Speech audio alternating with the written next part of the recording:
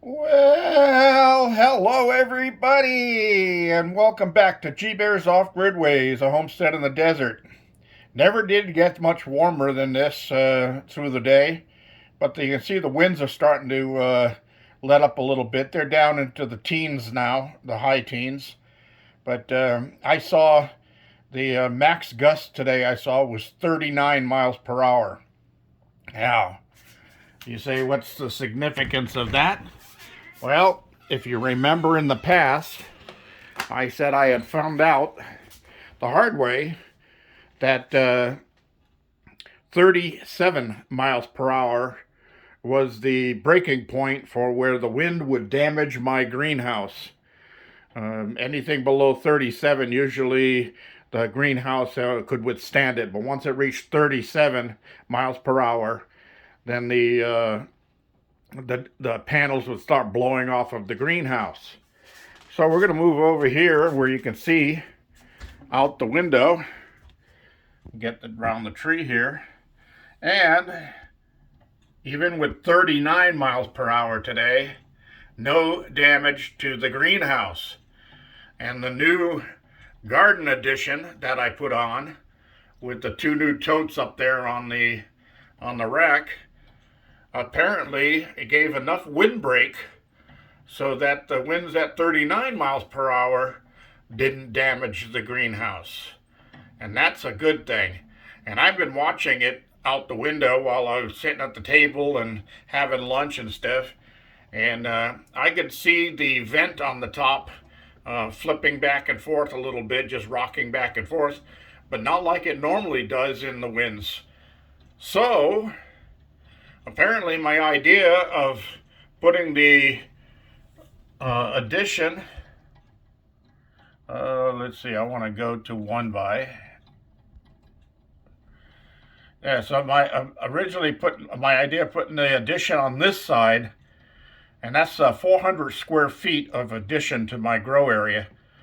The idea of using that to block the winds, the damaging winds, was a good idea, because even without any of the wire or the shade cloth or the rest of the totes in place or anything like that, it's already protecting the greenhouse. And that's a good thing, because I'll tell you, it is no fun when it's cold and windy to chase one of those plastic panels from that greenhouse a quarter mile across the desert and then try to carry it back with the winds blowing in your face.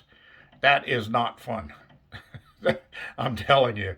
I tried standing behind the panel when I chased a couple of them down before to block the wind and just let the wind press it up against my body. And my God, it took every muscle in my body to take one step forward with the winds blowing. So yeah, that's not a good thing. So this is a good thing that the addition is going to do what it's supposed to do: give me more grow space and protect my greenhouse from the damaging winds. So I just got word on the weather report that says that there's a cold and rainy and snowy and sleet and hail and thunder and lightning and all of that storm heading towards us. And it's supposed to start in sometime later tonight and you go all the way through Wednesday night. That's yet to be seen because the sun is still shining. But if I go into the kitchen, the look over towards the mountains, you can see that the clouds are building in over there. And let me zoom in on that. You see the clouds building in over the tops of the mountains. And there's some low-hanging clouds and fog down over that direction. So, yeah, that's saying that they might be right about the storm coming in, but it's supposed to come in from the west, or actually the northwest, and it's supposed to be a very cold storm. I mean, we're talking about getting down into the low 20s at night with this storm coming through. So I'm not looking forward to that. I'm glad I haven't put anything, any of my new garden plants out in the garden yet that could get damaged from that. All right. And the next thing I want to cover is I did mention that I was having trouble with my comments in my YouTube. And what was happening was the comments were not being taken off the list or being marked as read after I finished reading them and commented back to whoever sent me the comment. They were kept adding up and adding up and adding up, and it got well over 100 that I had still showing in my comment section as unread. But it doesn't say 100 because the counter apparently only does 2 digits maximum. So when it got to 99, it started showing 9 ... So saying it was well over 99.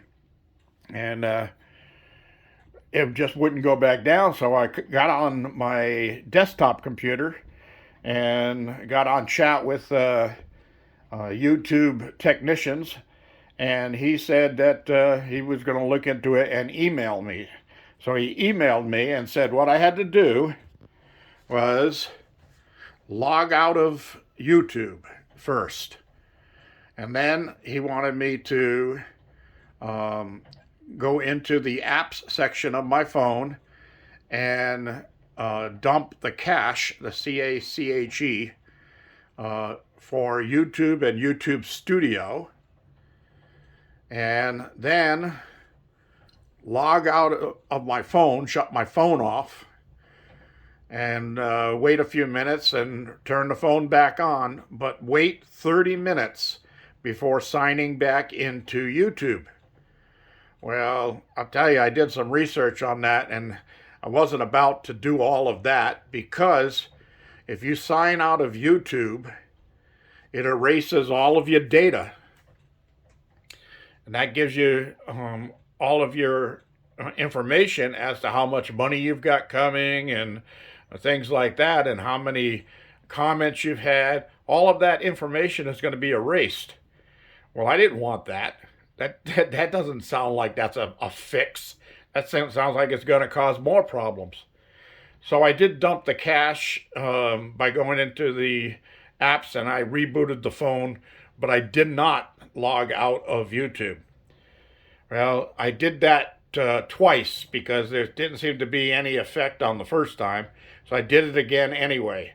And then, all of a sudden, what started going on was now, when certain subscribers of my channel or new people come onto the channel and make a comment, it subtracts one comment from that counter. So now I'm down to 50. I got 50 comments left, and I was well over 100. So as the comments are coming in, it's erasing the counter, the up counter. Now I don't know what that's doing to my stats for my YouTube channel, but I don't like the idea. So now I've got a second level technician working on the problem, and I just sent him the information as to what's going on. So I'll keep you guys updated on that, because I know a couple of you said that you're having the same problem on your phone with the comments not showing as read. So you can try doing what I did. Like I said, just go into the app section of your phone and find YouTube and YouTube Studio, and go down to what the heck is it? Well, you go storage. You go down to storage and then click clear cache at the bottom of the page. Don't click clear data. You don't want to do that because you're going to lose all the data that's stored in that app. Click on the clear cache, and then go back out of that and do the YouTube Studio on that.